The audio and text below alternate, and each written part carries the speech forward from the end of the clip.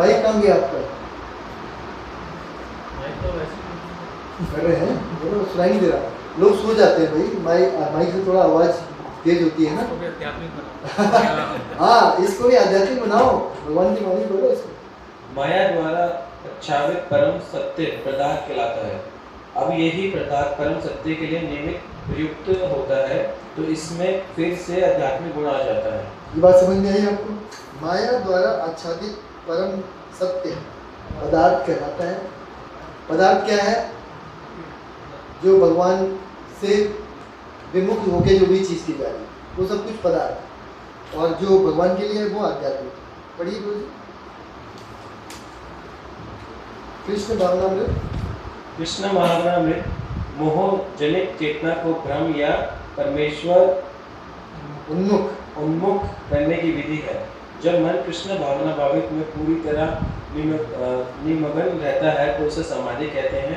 ऐसी दिव्य चेतना में संपन्न कोई भी कार्य यज्ञ कहलाता है। आध्यात्मिक चेतना की ऐसी स्थिति में होता अवन, अग्नि, यज्ञ करता तथा अंतिम फल, ये सब पर ब्रह्म में एकाकार हो जाता है। यही कृष्ण भावनामृत की विधि है।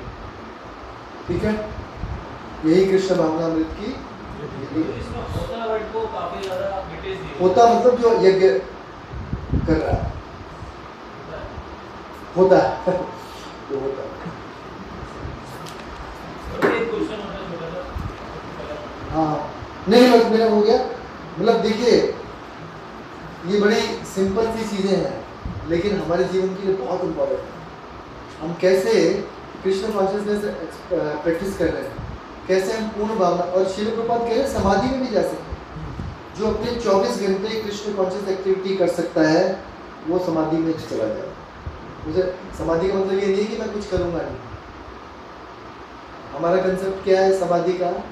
कि भाई हर चीज हर समय कृष्ण के लिए कार्य करना समाधि है। ठीक है? यस प्रभु जी, हाँ बोलिए। समाधि के में थोड़ा सा enhance करते हैं। मतलब मैं जानना चाह रहा हूँ कि अगर हम सुनते हैं उसको समाधि में कैसे? सोते समय हम समाधि कैसे कर सकते हैं? देखो, जब अर्जुन सोता था ना, तो वो कृष्ण कृष्ण करता था रात में।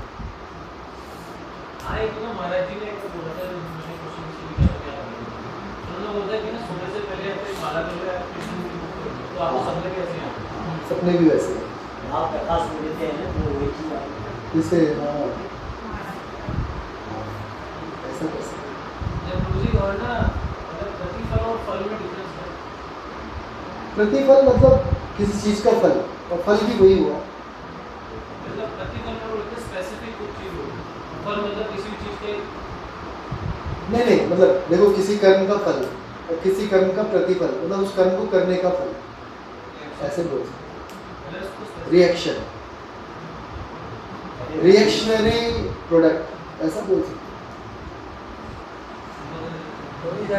मतलब फल भी वही है, प्रतिफल भी वही है। प्रतिफल का मतलब हो गया उसका रिएक्शनरी, और आपने बता दिया कि भाई इसका रिएक्शनरी प्रोडक्ट है।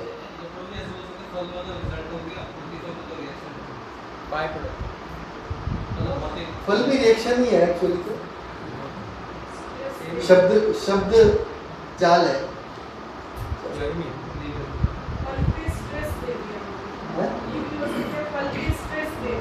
फल में स्ट्रेस दे दिया,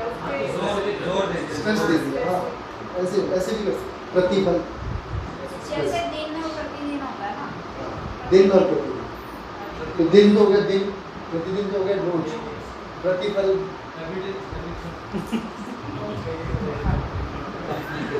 यहाँ पे प्रति का मतलब है रिएक्शनरी। एक ही चीज है। आपने बोलते थे, बोलो भाई कि मैंने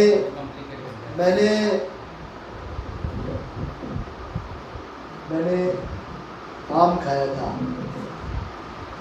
और मैंने आम खाया तो मेरे दाने हो गए, और मैंने आम खाया तो रिएक्शन में मेरे दाने हो गए। ऐसे बोलते, रिएक्शन।